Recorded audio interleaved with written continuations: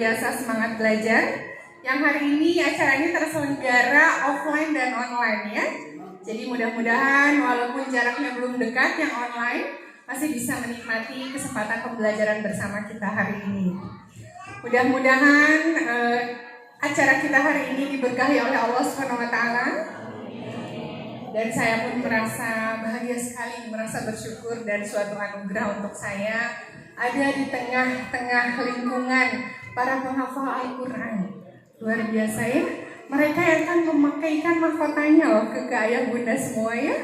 Mudah-mudahan kita diberikan kesehatan, anak-anak juga dilancarkan hafalannya, dijadikan anak-anak yang soleh-soleha, mujahid-mujahidah yang dirindukan surga. Amin ya rabbal alamin. Alhamdulillah, hari ini dari paling jauh dari mana nih? Boleh saya tahu sambil menunggu teknisinya menyiapkan laptop. Dede, nama saya Sagita Destirani. Biasa ada yang manggil Teh Gita, ada yang manggil Teh Tara. Tara itu sebetulnya singkatan Sagita Destirani. Jadi boleh mau Teh Tara, mau Teh Gita, boleh yang mana aja ya. Dipanggilnya Teteh aja biar mudah terus ya, gitu ya. Kemudian saya sendiri aktifnya saat ini menjadi kepala sekolah di Madrasah Ibtidaiyah tingkat dasar yang memang kami menekankan pada adab dan akhlak. Dan selain itu juga saya perencana keuangan, terutama di perencanaan wakaf dan waris. Jadi nanti dirancang nih bagaimana persiapan meninggal, jangan sampai dunianya saja, tapi sampai akhiratnya gimana, wakafnya gimana. Sudahkah kita sisihkan wakaf sebagai amal jariah kita, sedekah jariah kita?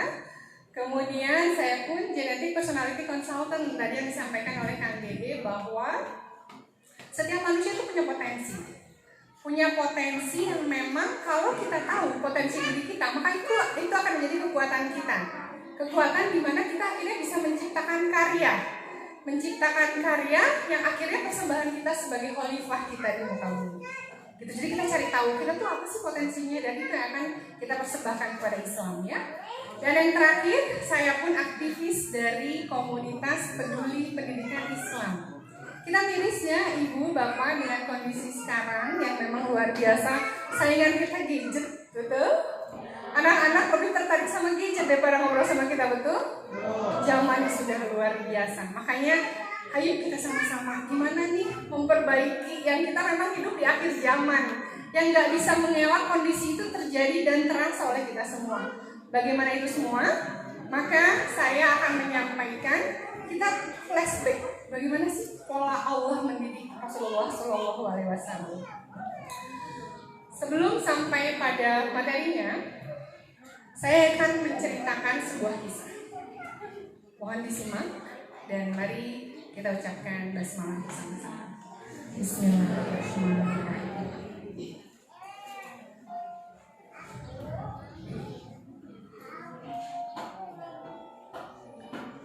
Dalam sebuah riwayat hadis dikisahkan, Rasulullah bersama para sahabat duduk bersama di ruangan. Di antara para sahabat di sana hadir Abu Bakar As-Siddiq, Umar bin Khattab, Utsman bin Affan, dan Ali bin Abi Thalib, serta para sahabat lainnya. Rasulullah mengajukan sebuah pertanyaan. Hai para sahabat, tahukah engkau siapa hamba Allah yang mulia di sisi Allah? Sahabat terdiam sambil merenungkan, siapa kira-kira hamba Allah itu? Kemudian ada salah seorang sahabat berkata, ya Rasulullah, yang mulia itu para malaikat. Benar, malaikat mulia karena ia dekat dengan Allah dan ia senantiasa bertasbih dan beribadah kepada Allah. Pastilah malaikat mulia, tapi bukan itu yang saya maksud. Kemudian suasana kembali hening dan salah satu dari sahabat berkata, para nabi ya Rasul, para nabi yang mulia ya Rasul. Rasulullah tersenyum.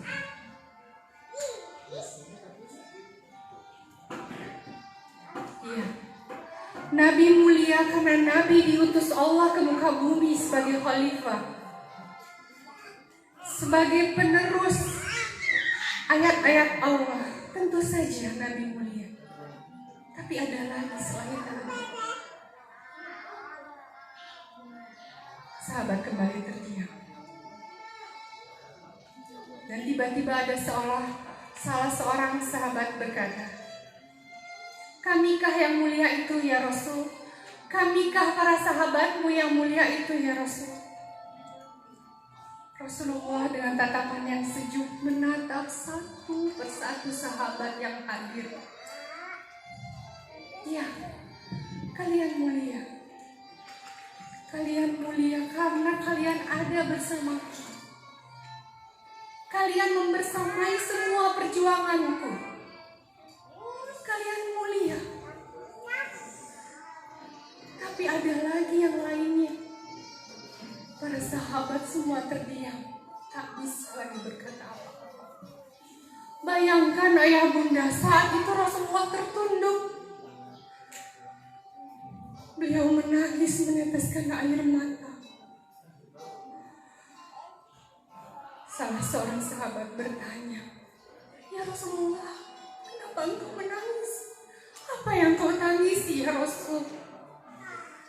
Bayangkan ayah bunda, Rasulullah yang sedang tertunduk mengangkat wajahnya. Ia berlinang air mata, hingga air mata itu menetes di pipi dan membasahi janggutnya. Yang mulia itu adalah manusia-manusia yang terlahir jauh setelah aku wafat. Mereka tak pernah bersamaku. Mereka tak pernah mengenalku.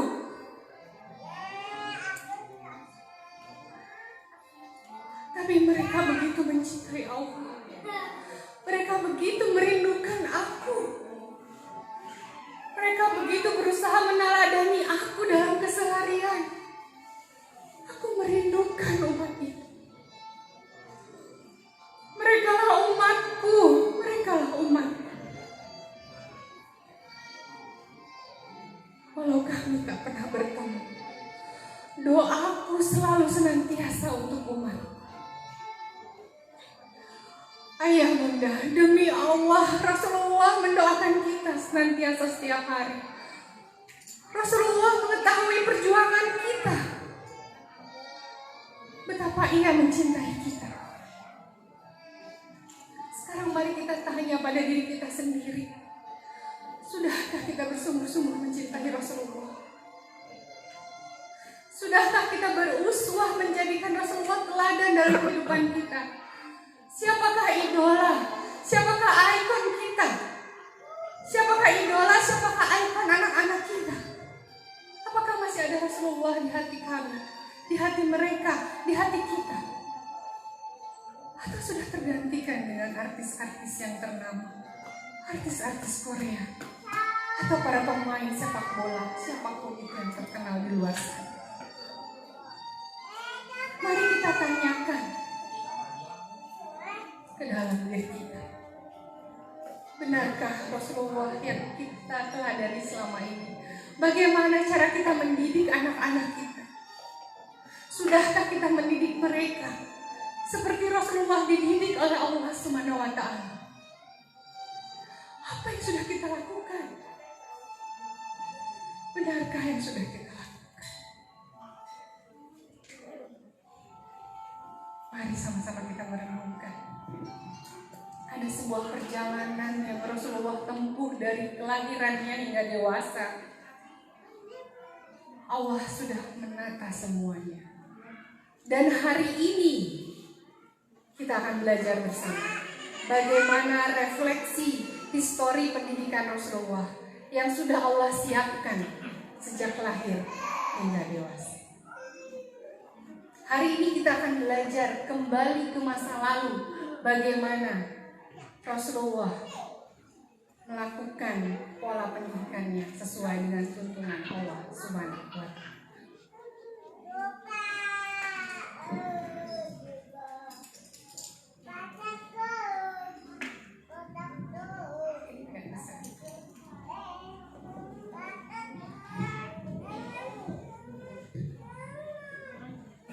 kisah yang tadi, fakta di lapangan, kurikulum pola pendidikan kita sudah bergeser.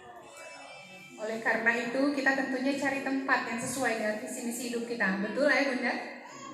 Iya. Karena ini latar belakangnya. Ini mohon maaf ya, sepertinya tampilannya kurang jelas. Saya akan bacakan ulang. Ini latar belakangnya. Kenapa kita harus kembali ke pola pendidikan Rasulullah? Faktanya, kualitas sumber daya manusia dan karakter bangsa Indonesia merosot. Betul? Iya? Iya. Kemudian sistem pendidikan membangun kemampuan berpikir rendah, cenderung disuapi, yang ditarget angka, nilai, ranking berapa, nilainya berapa, IPK-nya berapa. Padahal itu hanya IQ-nya saja. Ada yang lebih penting dari itu, spiritualnya, emosinya. Itu yang terabaikan selama ini. Dan itu yang ingin kita gali lagi ya. Kemudian ada lagi pengetahuan moral dan agamanya sudah baik. Hafalan Qurannya sudah bagus, tapi kok perilakunya belum mencerminkan kehidupan sehari-hari. Ada apa ini? Ini adalah fakta-fakta di lapangan yang terjadi di hampir setiap sisi ya. Kemudian dasarnya pada saat pemikirannya bahwa di Al-Qalam ayat keempat, sesungguhnya engkau benar-benar berbudi pekerti yang agung. Basicnya kita adalah orang-orang yang taat, yang basic agamanya sudah baik. Tinggal bagaimana kita ketika di kehidupannya, diasahnya di lingkungan seperti apa. Kemudian Al-Hujurat ayat 15 tentang karakter orang beriman. Bahwa orang beriman itu taat pada Allah dan Rasul, dan siap menafkahkan harta dan jiwanya di jalan Allah. Kemudian hadisnya, sesungguhnya aku diutus ke muka bumi ini untuk menyempurnakan akhlak. Jadi poinnya, Rasulullah diutus Allah ke muka bumi untuk menyempurnakan. Jadi ini yang akan kita gali ya.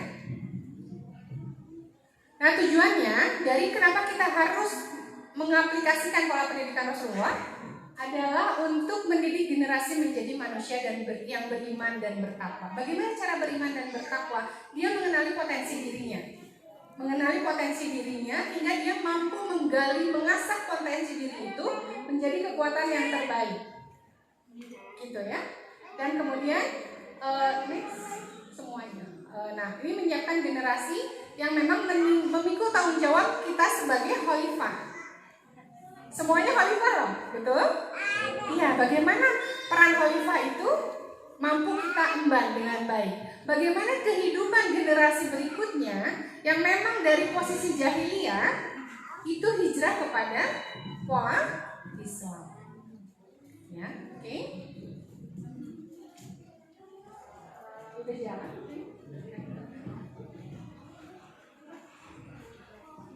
Nah ini ya, karakter Rasulullah, pendidikan Rasulullah ini satu mengusung menjunjung tujuan agama. Jadi tegakkanlah agama dan janganlah berpecah belah. Jadi agama satu gitu, wadahnya satu.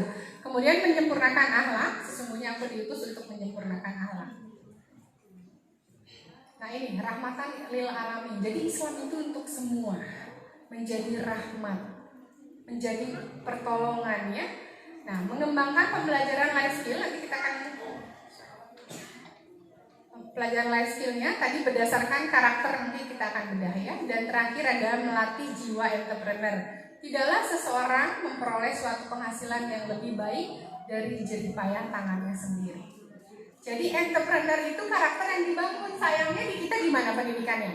Lulus SD, SMP, SMA, kuliah, kemudian cari kerja. Jadi udah duduk di SD, pindah duduk SMP.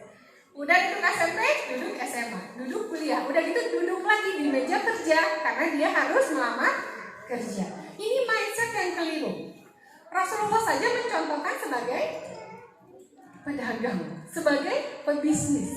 Mentalnya dibangun, mental kaya, mental berjuang, mau kondisi laku tidak laku bagaimana harus tetap staff. Tapi kalau karena kita dijajah ratusan tahun, mereka yang menguasai di sana, akhirnya frame kita yang berpikir kerja. Jangankan anaknya, ada orang tuanya ya. Habis ini mau kerja di mana? Betul? Iya. Yang dipikir cari kerja. Kenapa tidak berpikir bagaimana cara menciptakan lapangan pekerjaan? Bagaimana membangun karakter sebagai pebisnis? Itu yang lebih besar kan? Dia mampu memberikan pekerjaan, menciptakan lapangan pekerjaan untuk orang lain. Jadi mindsetnya harus lebih besar. Nah ini, mari kita ikuti sunnah Rasul. Jika kamu benar-benar mencintai Allah, ikutilah aku. Ikuti apanya? Semuanya. Secara kafah, apapun yang Rasulullah contohkan, ikuti semuanya. Cara pola pendidikannya, beliau cara berdagangnya, cara mengajarnya, berperan sebagai ayahnya, sebagai suaminya, itu semuanya dipelajari, seluruhnya.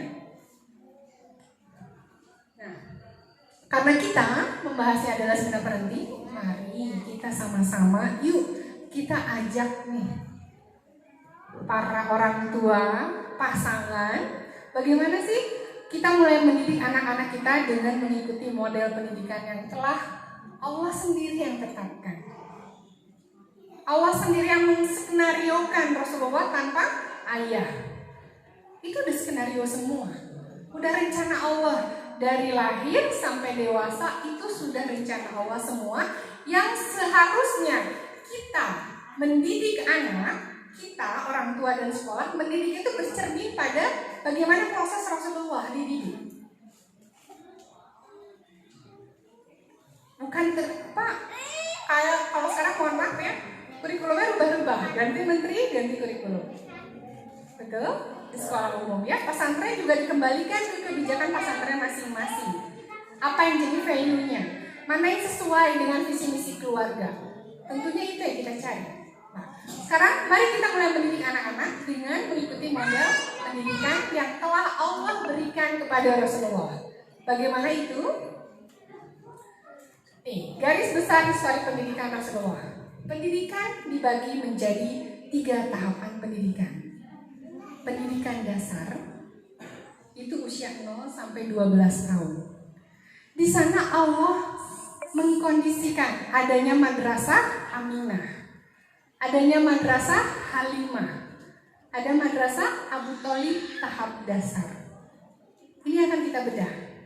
Dan ini sebetulnya sirah nabawiyah, dan saya yakin orang tua di sini sudah paham sirah Rasulullah. Tinggal saya hanya mengkotak-kotakan ini loh yang dasarnya Rasulullah itu ketika beliau bersama Aminah, Halimah, dan Abdul Muthalib. Ya, ditambah Abu Thalib tingkat dasar. Kemudian dilanjutkan pendidikan menengahnya ketika beliau bersama Abu Thalib. Sudah belajar berdagang, mengembala kambing. Itu adalah tahapan-tahapan yang nanti kita akan bedah. Dan yang terakhir, pendidikan tinggi Rasulullah adalah bersama madrasah Khadijah. Bagaimana meluaskan bisnisnya, bagaimana negosiasi, membangun kerjasama. Itu ada pola-pola target, ukuran standar Rasulullah dididik. Oh, sekian tahapannya apa? Sekian tahapannya apa? Itu yang harusnya menjadi cermin kita dalam mendidik anak-anak. Jadi dalam mengukur kemampuan anak-anak, itu cerminannya adalah bagaimana Rasulullah. Bukan calistung, bukan lagi target hafalan, bukan. Target hafalan mengikuti, tapi dasarnya ini. Kecakapan hidup yang harus dimilikinya ini. Sampai akhirnya masa bi'tsah diutus menjadi nabi dan rasul. Nah, kita masuk ke pendidikan dasar ya. Tadi pendidikan dasar ada apa aja? Aminah,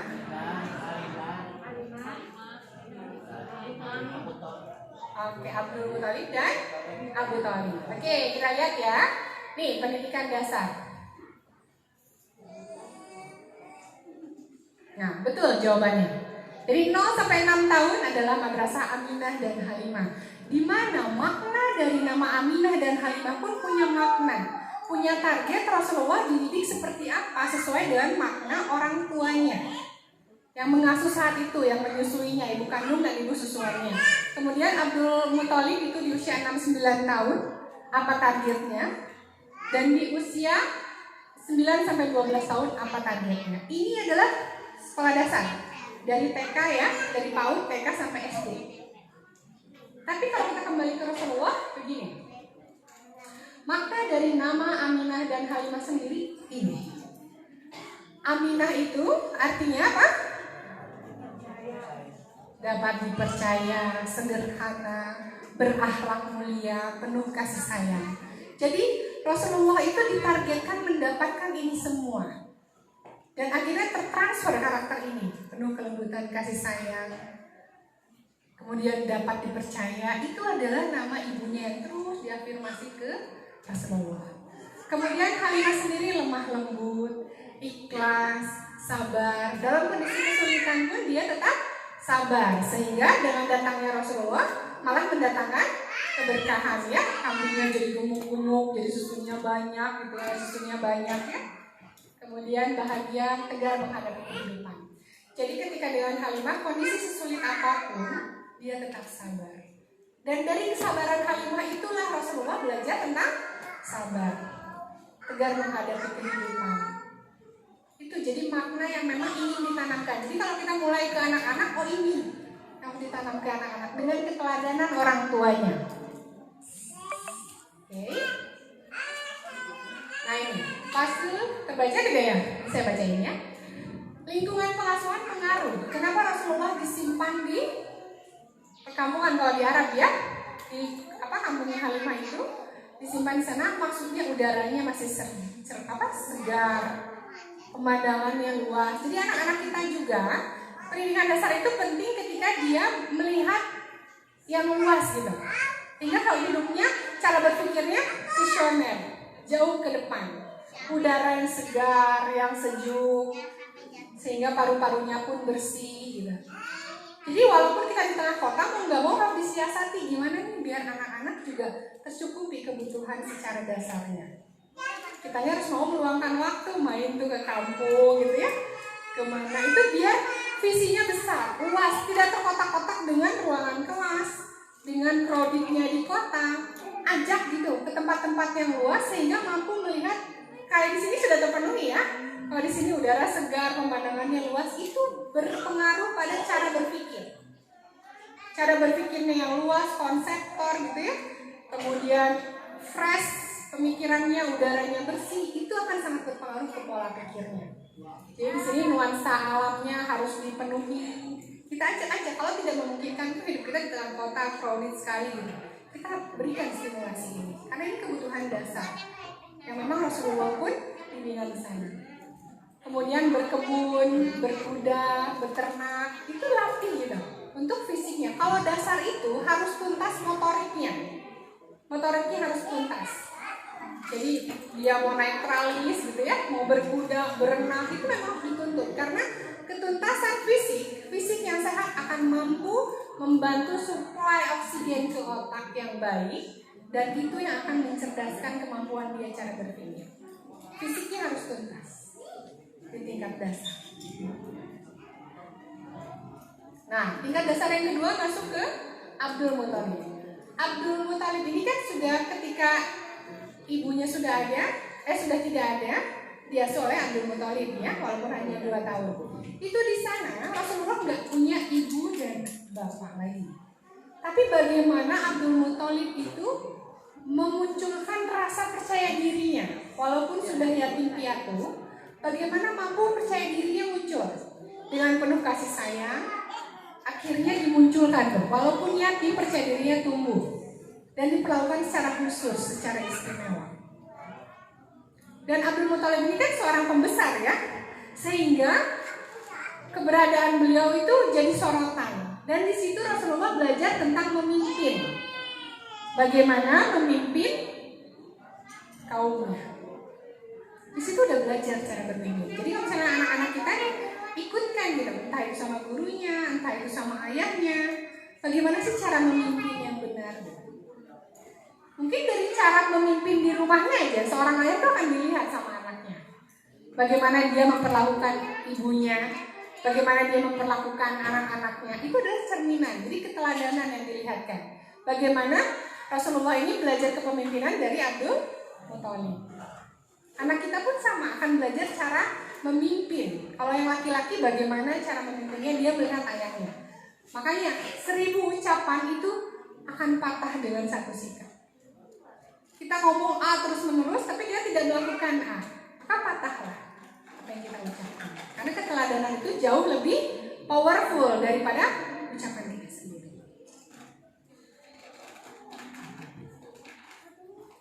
Nah, ini masuk ke dasar masih, tapi di Abu Thalib ya. Di Abu Thalib ini sudah mulai belajar berdagang. Bagaimana memulai berdagang. Kemudian di usia 7 tahun tuh udah mulai berdagang. Kemudian bagaimana mengembala kambing. Bukan tanpa maksud Rasulullah mengembala kambing. Kebayang nggak ngurusin kambing tuh, mengembala kambing? Ngegiringnya aja perlu strategi. Memahami kambing satu persatu aja perlu dipahami.